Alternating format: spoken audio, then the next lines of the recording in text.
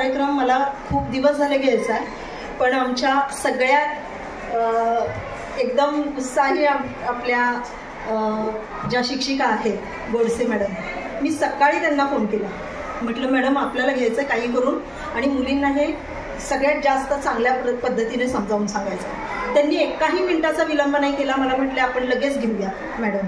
आणि शिंदे मॅडमचं तर आपल्याला कायम सहकार्य असतं, त्यामुळे आज या समितीच्या माध्यमातून आपण हा कार्यक्रम घेत आहे. मी जास्त बोलणार नाही, फक्त एकच मला महत्त्वाचं सांगावंसं वाटतं, थोडी एनर्जी आणा आणि सगळ्यांनी इकडे लक्ष द्यायचं आहे. घरातले पालक जरी बाहेर आलेले असले तरी आपण तिथे थांबवण्यासाठी सुविधा केलेली आहे, त्यामुळे सगळ्यांचं लक्ष आता जे काही मॅडम सांगतील त्याच्याकडे असलं पाहिजे. लक्षात राहील? घ्यायचा ना कार्यक्रम?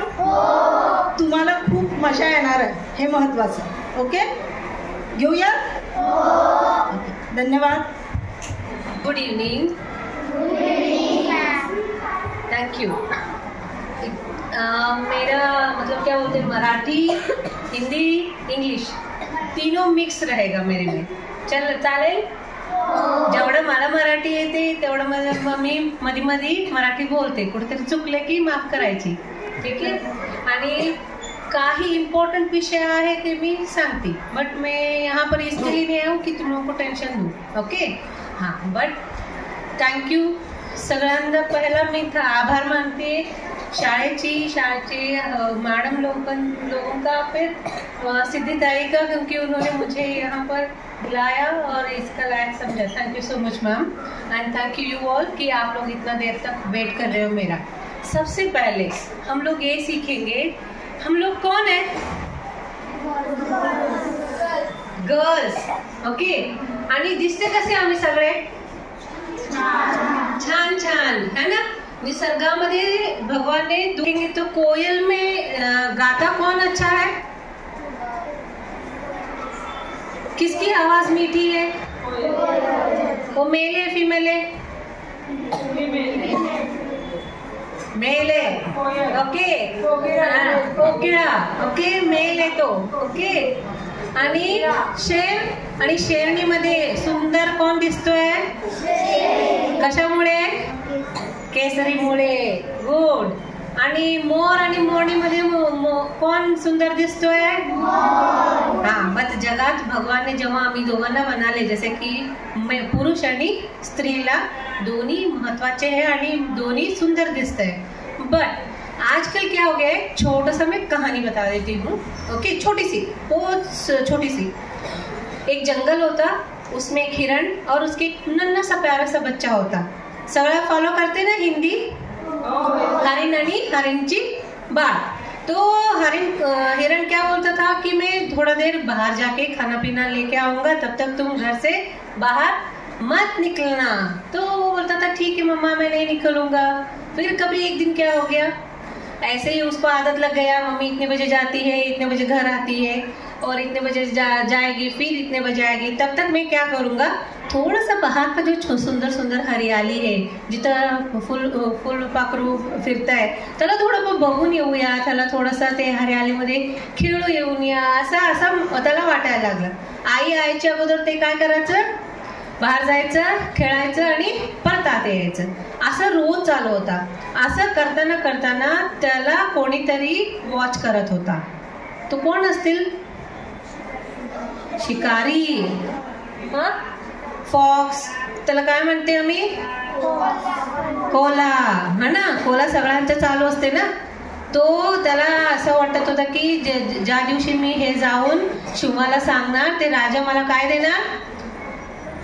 बक्षीस देणार. आणि म्हणून तो बघत होता की तो कधी बाहेर निघतोय, त्याची आई कधी जातीये. आणि असं करता करताना काय झालं, एक दिवस त्याला टाइम भेटला आणि ते जास्त वेळ खेळायला लागला आणि अचानक से काय झाला, कोल्हाने त्याच्यावर अटॅक केली. कोल्हा नाही, काय ते फॉक्स ने उससे ऊपर अटैक किया और उसको मार दिया. फिर शेर आया, शेर ने बोला कि ये मेरा ही है, थैंक यू, तुमने इतना अच्छा टेंडर, मतलब क्या बोलते हो, बहुत ही टेस्टी खाना मेरे लिए तुमने शिकार करके रखा है, थैंक यू बोला. फिर उसके बाद क्या हुआ, शेर बोला कि 2 मिनट मैं आता हूँ, तब तक यहाँ रुको। तब तक ये जो फॉक्स था उसको इतना लालच आया उसके ऊपर, देख के उसको रहा नहीं गया। उसने ना फटाफट क्या किया, उसका 2 कान है ना छोटे छोटे से, वो कान दोनों खा लिया। और उसके बाद उसने बोला कि अब इसमें तो कैसे पता चलेगा कि मैंने सिर्फ कान ही खाया है। तो एक अचानक से शेर आया तो बोलता है कि नहीं, ये तो पूरा नहीं है, ये तो अधूरा लग रहा है मुझे शेर, मैं जैसे छोड़ के गया हूँ वैसा तो नहीं है मेरा शिकार। तो बोला नहीं। तो सभी से पूछा गया कि क्या ये सब चीज़ एज इट इज़ है, इसको मुझे लगता है कि कान थे कि नहीं थे। तो बोले कि इसका आंसर सिर्फ आप उसकी मम्मी से पूछ सकते हो कि उसको कान था कि नहीं था। तो मम्मी आई, मम्मी ने देखा, मम्मी को लगा कि अब मैं कुछ नहीं कर सकती, ऑलरेडी बच्चा क्या हो गया है, मर गया है, मरा पड़ा हुआ है, और साथ में शेर भी बैठे हुए हैं। तो बोले कि वो कुछ नहीं बोली, वो चुपचाप खड़ी थी। तो बोला, शेर पूछा क्या इसको कान था क्या? तो आईची काय आन्सर असतील त्यावेळे?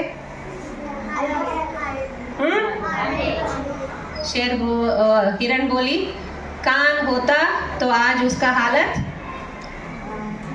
ऐसा नहीं होता, मतलब मर के पड़ा नहीं रहता। मतलब कान किस लिए बच्चा? ओके, हम लोगों के पास 5 क्या है इंद्रिय है ना।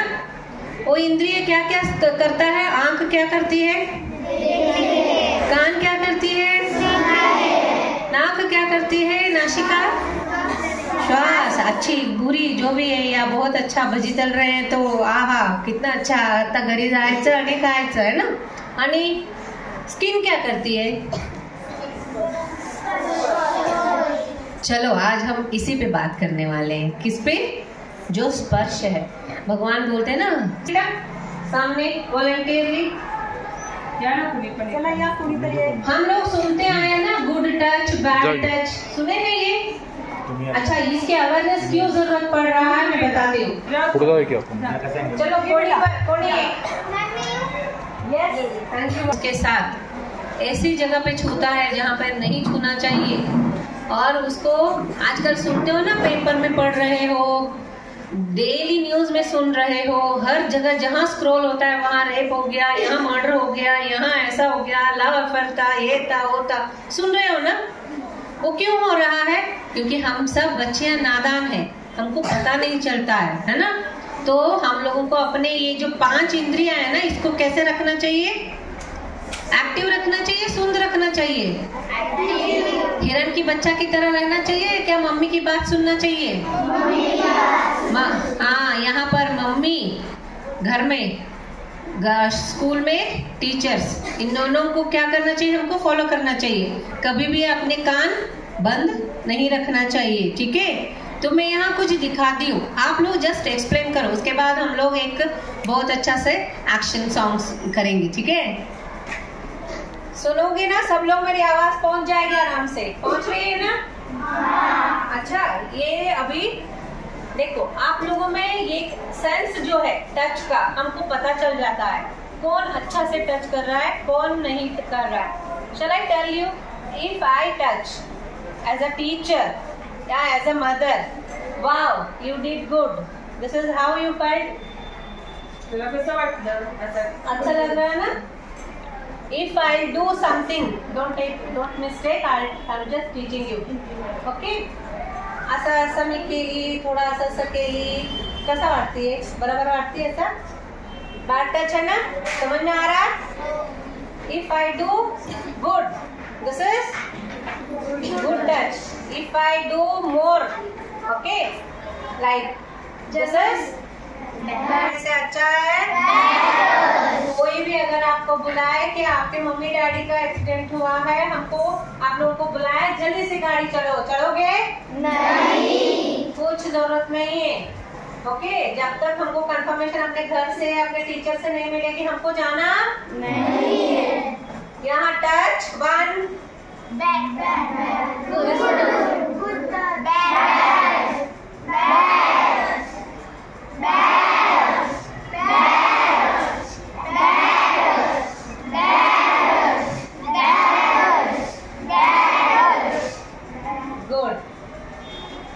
समझना सीखो, ओके। बच्चियां हैं, हम लोगों को बहुत सारी चीज दिमाग में चलता रहता है।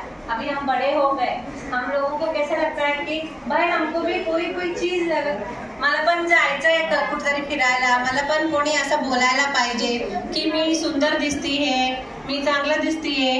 हाँ, तुम्ही सगळे लोक सुंदर आहे, पहिला तर हे समजून घ्या काय आहे पर हम लोग लड़कियां हैं, हम लोगों की आयडेंटिफिकेशन कसं बनणार, स्वतःची आयडेंटिटी कसं क्रिएट करणार आम्ही, जेव्हा आम्ही शिकणार व्यवस्थित, जेव्हा आम्ही आमचे गोल व्यवस्थित ठेवणार, जेव्हा आम्ही आमच्या काय म्हणते तुम्ही शिक्षण संपूर्ण करून एक मोठ्या अवधामध्ये जाणार, त्यावेळी आम्ही संपूर्ण आयडेंटिफिकेशन आपली स्वतःची क्रिएट करणार है ना।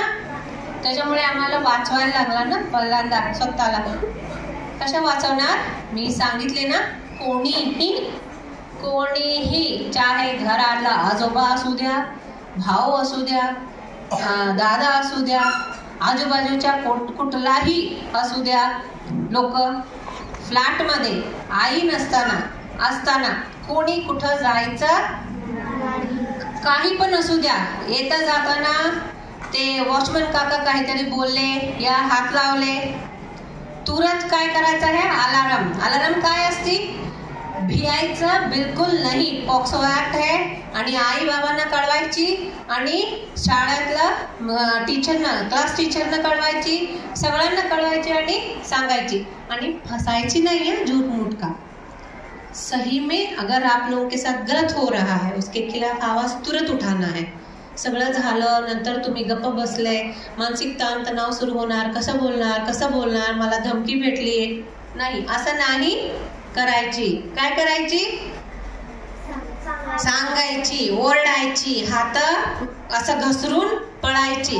काही पोस्टर्स मैंने मैम को भेजा है, ते पोस्टर तुम्ही प्रिंट काढा आणि सगळ्या जगावर तुम्ही ते हे करून द्या, ओके, ते लावून टाका, ते मुलांना त्यावेळेस कळतील। समझ में आया बच्चा आपको, काय म्हटली मी, स्वतःची काळजी स्वतः घ्यायची है ना। किती लोक कराटेला जाते हो, अच्छा, कितना, 1 2 3, आप लोग इन लोगों को कुछ सिखाओ ना, अपने आप को कैसे प्रोटेक्ट करना चाहिए। अगर कोई अपना दोनों हाथ ऐसा पकड़ लिया तो how we have to come back, अगर ऐसे हम लोगों को ही लॉक करना है, समझ में आ रहा है ना। खायचं पियाचं असं नाही बोलायचं की मला काय होतं ते मला हे आवडत नाही ते आवडत नाही, नाहीतर ताकद भेटणार नाही तर आम्हाला है ना। किती लोक भाजीपाला नाही खाते, किती लोक लड्डू तूप नाही खाते, नाही खाते, खायला पाहिजे, सगळं जेवण व्यवस्थित करायला पाहिजे, हंसते खेलते रहना चाहिए। जितना भी कराटे वाले हैं उनको फ्रेंड्स बनाओ, अच्छा से तुम लोग भी सीखो, ओके। आत्मसुरक्षा कैसा होगा, हम लोग सुरक्षित रहेंगे तो आत्मनिर्भर भारत भी बनेगा, समझ रहे हैं।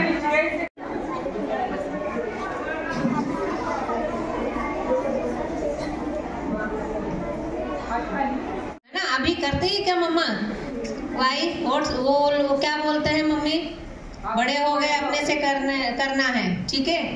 हाँ, तो देखो लैंगिक शोषण इन द सेंस कोई भी आदमी, कोई भी औरत या कोई भी लोग आपके प्राइवेट पार्ट में हाथ डालना, ओके, या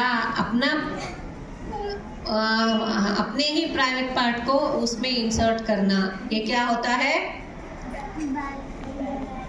ये लैंगिक शोषण होता है। हम लोगों को मारना, छूना, ओके, हमारे परमिशन के बिना हमारे से चुम्मे लेना, है ना। सीरियसली ये हंसी नहीं है, आजकल वो कभी कभी क्या हो जाता है, हम लोग पिक्चर में बहुत देखते हैं, वो लोग भी नहीं करता है क्योंकि उनको भी वो एडिट करवाते हैं, समझ में आया। मूवी में भी अलाउड नाही आहे तरी पण ते दाखवतात, बट मूवी बघायचं नाही आहे आता। हाँ, मूवी बघा, चांगले मूवी बघा, एक लिस्टच पाठवते मॅडम कडे मी, जो मूवी पाहिजे ना ते सगळ्या मूवी बघा, हॉलिवूड बॉलिवूड सगळं पाठवते लिस्ट, ते मूवी बघा त्या बघितली की तुम्हाला अंदाजा येईल आमची फ्युचर कशा असणार आणि आम्ही कशासाठी तयार व्हायला पाहिजे. लैंगिक शोषण माहिती झालं का? कोणी हात लावायची या लड़का लड़की या अपने में ही कभी कभी क्या होता है, लड़की लड़की ही अपने अपने प्राइवेट पार्ट एक दूसरे का छूता है, दैट इज ऑल्सो गलत. लड़का लड़की छूता है या अपने से बड़े छूते हैं, गलत है. किसी को भी अधिकार नहीं है तुमचे प्राइवेट पार्ट मध्ये हात टाकायची, हात लावायची, गंदा हरकत. समझ में आ गया होगा अब लैंगिक शोषण क्या होता है. ओके, आपके परमिशन के बिना यहाँ मम्मियाँ कहाँ लेती है? अगर तुम लोग अच्छा काम किया, एक तो यहाँ पुत्ता लेती है, नहीं तो यहाँ पुत्ता लेती है ना. कोणी हिथं घेत नाही, हिथं कोणाला घ्यायची परवानगी नहीं है. समझ में आ रहा है आपको? कोणाला ह्यापर्यंत यायची नाही. कळालं ना? ओके, हे आहे लैंगिक शोषण. मतलब आमची मनाविरुद्ध, आमच्या स्वतःची परमिशन नसताना काही लोक या कोणीतरी असं केले, ते काय आहे? लैंगिक शोषण होती है. समझ में आया? नमस्कार. आज आपण सखी सावित्री मंच या माध्यमातून सखी सावित्रीबाई फुले यांच्या समितीच्या माध्यमातून अनंत इंग्लिश स्कूल या ठिकाणी एक उपक्रम राबवला. हा उपक्रम 5वी आणि 6वी या अजान वयातील मुलींसाठीचा उपक्रम होता. हा उपक्रम म्हणजे गुड टच आणि बॅड टच कसा ओळखावा आणि काय त्याच्यामध्ये आपण करू शकतो, म्हणजे मुली म्हणून हे कसं शिकवावं. कारण हा खूप एकदम जवळचा विषय आहे खरं तर, पण तो घेतला जात नाही आहे. आणि त्यासाठी आपण या ठिकाणी अनंत इंग्लिश स्कूल इथे हा एक प्रोग्राम घेतला. यासाठी मार्गदर्शन करण्यासाठी आणि त्या मुलांना त्यांच्या मनातल्या गोष्टी बाहेर काढण्यासाठी म्हणून आज आपल्या इथे वनश्री हिरेमठ मॅडम, ज्या स्वतः सायकोलॉजिस्ट आहेत आणि खूप चांगल्या पद्धतीने त्या मुलांचं काउन्सिलिंग वगैरे करतात. तर त्यांना मी बोलवलं. ती माझी मैत्रीण आहे आणि तिने मला लगेचच सांगितलं की येस मी येते म्हणून. आणि मला समाधान या गोष्टीचं वाटतं की जे 5वी 6वीची आज मुली होत्या त्या इतक्या आनंदात दिसल्या की त्यांना एक गोष्ट कळलं की त्यांच्या मनाचं जे दडपण कुठेतरी आहे ते कमी झालं. याचा अर्थ शाळांमध्ये बोलणं आणि शाळांमध्ये एकमेकांशी असलेला हा संवाद कोणता, जो की मुली वयात येतानाचा आहे, तर तो घेतला गेला पाहिजे आहे. त्यामुळे मुलांच्या मनावरचा स्ट्रेस कमी होतो. हा सगळ्यात महत्त्वाची गोष्ट मी पाहिली. आज या ठिकाणी हा कार्यक्रम घेतलेला आहे. ठिकठिकाणी असे कार्यक्रम आम्ही घेत आहोत.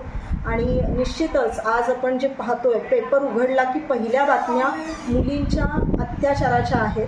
आज वाईट या गोष्टीचं वाटतं की ज्या वेळेला आपण इतकं समान हक्क कायदा वगैरे काढतोय आणि हे सगळं असताना मुलींवरती एवढे अत्याचार होत आहेत की आपण कोंबडीला बकरीला हात लावायला मुलं घाबरतात, माणसं घाबरतात.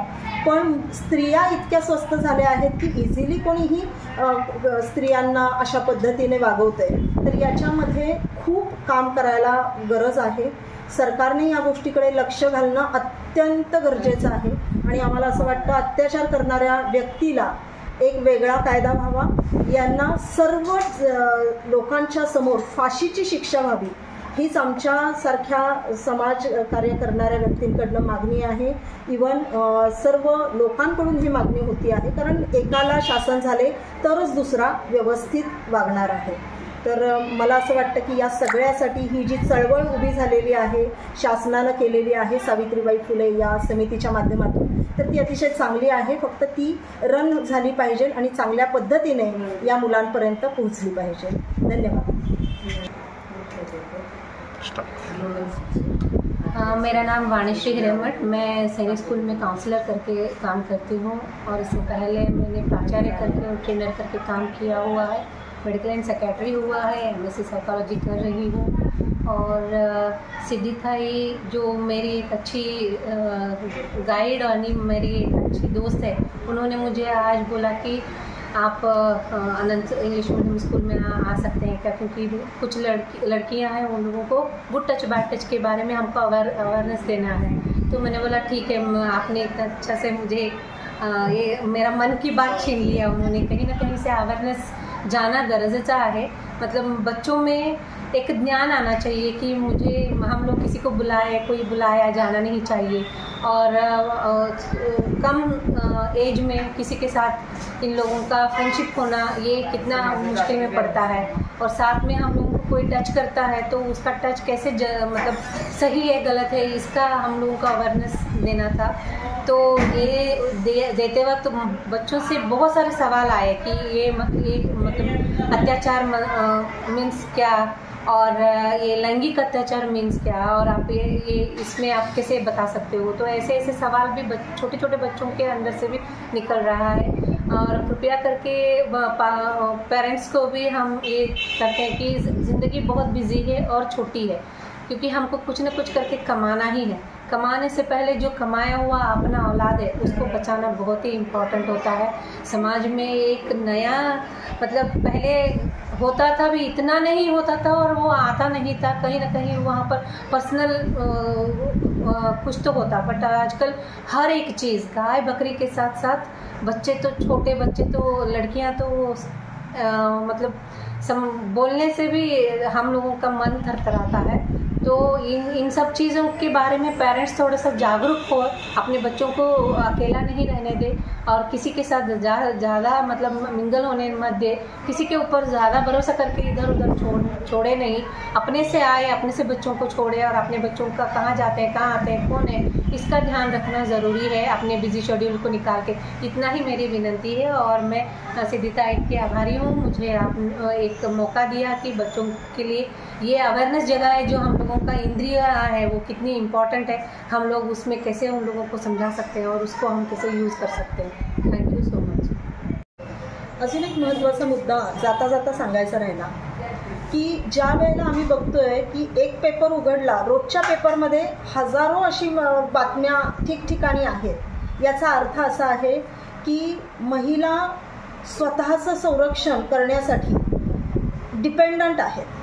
आणि मला असं वाटतं ज्या वेळेला सेल्फ डिफेन्स हा विषय आपण ठिकठिकाणी राबवतोय, तर जर वेळ पडली तर या महिलेला स्वतःला प्रोटेक्ट करण्यासाठी म्हणून शासनाने महिलांना हत्यार किंवा कोणते तरी जे उपकरण आहे ते द्यावं, त्याची परमिशन द्यावी। कारण एक लक्षात घ्या, ज्या क्षणाला ती घटना घडत असते त्या क्षणाला परमेश्वर आणि ती लहान मुलगी याच्यामध्ये कोणीच नसतं। ज्या वेळेला त्या ठिकाणी एखादं शस्त्र वापरण्याची परमिशन दिली जाईल एखाद्या स्त्रीला, त्यावेळेला कुठलीही चालणारी मुलगी, महिला हे अत्याचार रोखू शकते। त्यामुळे आमचं इथे असं मागणं राहील की ज्या वेळेला तुम्ही शस्त्र कायदा बंदी करत आहात तर तिथे महिलांच्या सेफ्टीसाठी म्हणून शस्त्र महिलांना द्यावं, त्यांचे संरक्षण त्यांचा त्या करायला खंबीर आहे। मला खात्री आहे, कारण आमच्या हिंदू धर्मात, आमच्या समाजामध्ये महिला ही दुर्गा आहे आणि ही नारी स्वतःचं संरक्षण 100% करू शकते।